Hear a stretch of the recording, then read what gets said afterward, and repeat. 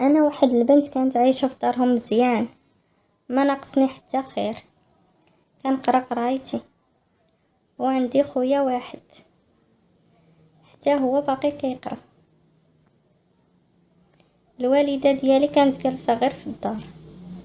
بالحق انسانه مضحيه بمعنى الكلمه. ديما امي مسكينه كانت تحرم راسها وتجمع الفلوس حتى قدر الوالد يدير لنا مستقبل. والديا كانوا يفكروا غير يوصلونا ويوفروا لنا داكشي اللي احتاجينه. الوالد كان عنده حانوت صغير، فاش يلا كانت تزوج بامي. والحمد لله فاش كبرنا الوالد وسع عليه الله، دار 2 حوانت كبار في المدينه ديال السيكان والصبابط، وشرا لينا الدار وما بقيناش مكرفسين في ديور الكرا. انا ابتدائي واعدادي قريتهم في مدرسه ديال الفلوس، والحمد لله كنت تنقرا مزيان، وخويا كيقرا، وبابا كان كيدير ليه السوايع واللغات. نجح ودخل الجامعه. حنا كنا مبرعين، والوالده كانت مسكينه ديما كتعز في راسها حيت هكاك بلفات. ديما كتبغي تكايس وخايفه على رزق الوالد، بحال كاع الامهات المغربيات الحرات. واخا مسكينه كان دايزه عليها مع الوالد وعائلته، وصبرت على كل شيء. وبابا كان ديما كيفضل خوتو حيت كان هو الكبير، وهو بوحدو اللي كان مسك عليه الله. كان هازم مو وخوتو كاملين.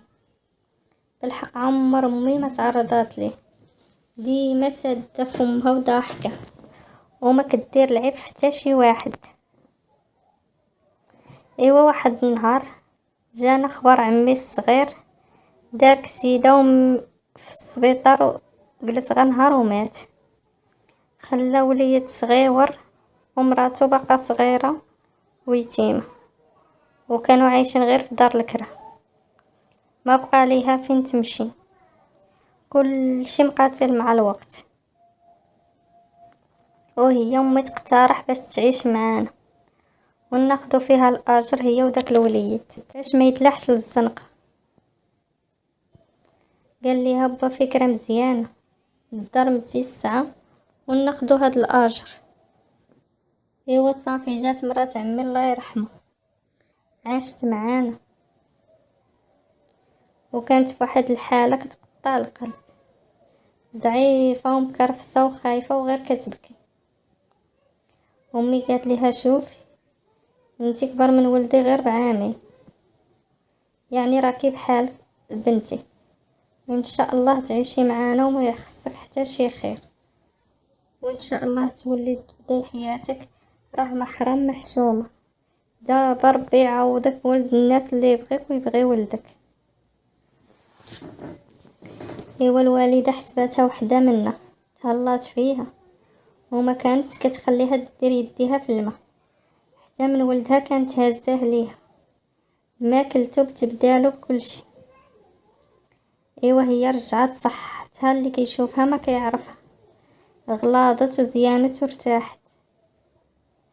المهم الوالده كانت فرحانه، كتقول هذا احسن اجر يديرو الواحد. صافي واحد النهار مرات عمي وهي تقول ليها خالتي بغيت نتعلم لشي صنعه لدواير الزمان.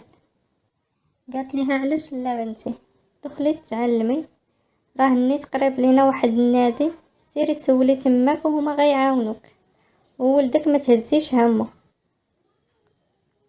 صافي مشات وتقيدات ولات كتمشي كل نهار ليه. ايوا واحد النهار كنا جالسين كنشربوا اتاي كاملين، وهو يقول با ملي نتوما مجموعين انا عندي ليكم واحد الخبر.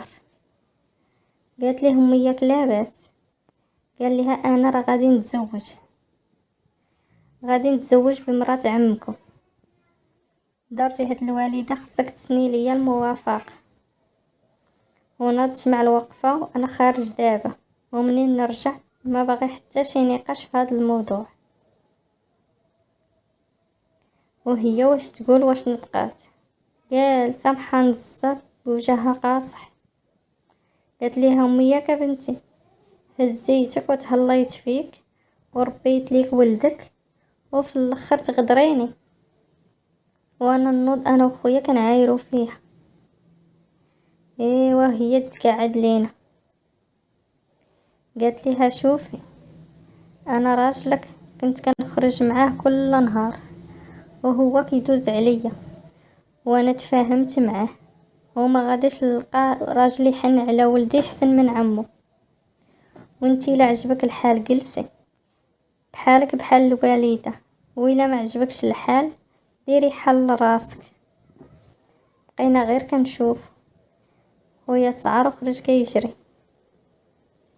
دازت واحد نص ساعه وهو يجيب بصاعر قال لي يا امي صيفط ليا ولدك باش يشنق عليا والاول مره كنشوفها كتغوت.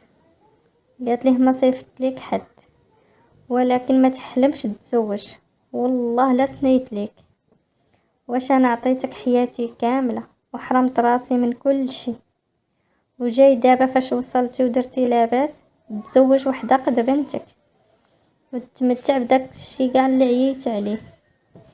ايوا هو نوض كيضرب فيها وحنا كنغوتو. بيني وبينكم كرهته في ديك اللحظه ونسيت واش هو با. هو يقول لنا خرجوا عليا كاملين دابا ما نشوف حس حتى واحد فيكم ولا غادي تطيح الروح. الوالد كان صعيب بزاف وما كيقد عليه حتى واحد، وقبل ما نخرجوا قال لهم انتي مطلقه ما عندي ما ندير بيك.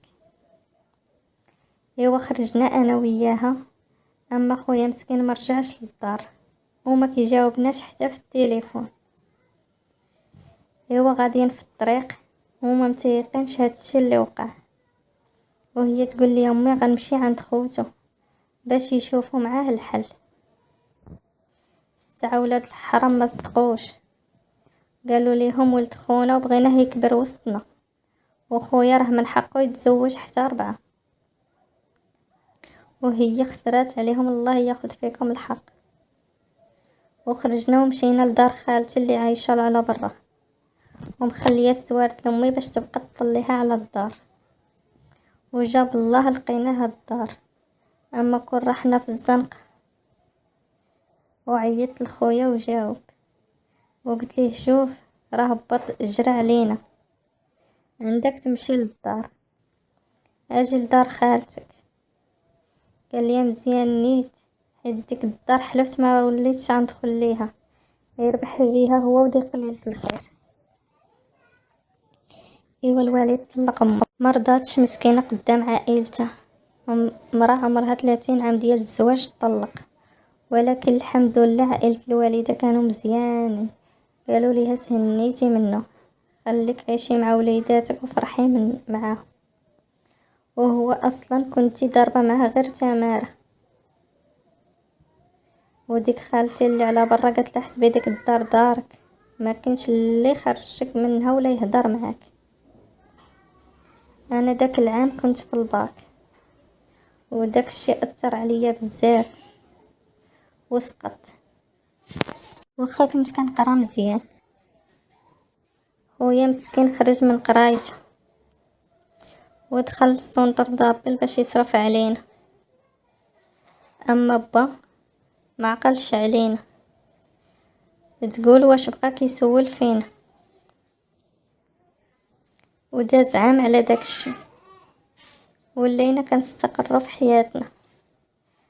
انا الحمد لله نجحت في العام الثاني وخويا كيخدم في الصباح وفي الليل كيقرا في مدرسه ديال الفلوس. الحمد لله ولا كيتخلص مزيان حيت كان كيهضر ب3 د اللغات وكانت البركه في فلوسه نفع بها راسو في القرايه وانا وامي وفر لينا كاع الضروريات الماكله وفلوس الترونسبور غير المراجعات اللي كانت خالتي كتصيفط لامي كل شهر الله يجازيها بالخير. وحتى خوالي ما قصروش اللي قدر على شي حاجه كان يعاوننا بيها. ايوا واحد النهار حتى واحد صاحبه امي كانت جارتنا في الدار عيطات ليها وقالت ليها بغيت نشوفك. المهم جات لعندها قالت ليها عندي لك واحد الخبر. قالت ليها خير اش كاين؟ قالت ليها شتي ديك خيتي فاش كيسافر داك قليل الاصل ديال راجلك كيولي يجي عندها واحد الراجل داخل خارج عندها، واش هي عندها شي خوها؟ قالت ليها امي لا، غير بوحدها، وحتى والديها ميتين، عندها غير واحد خالها راه راجل كبير وعايش في العروبية.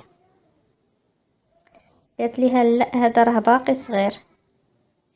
ايوا صافي عرفناها مصاحبة.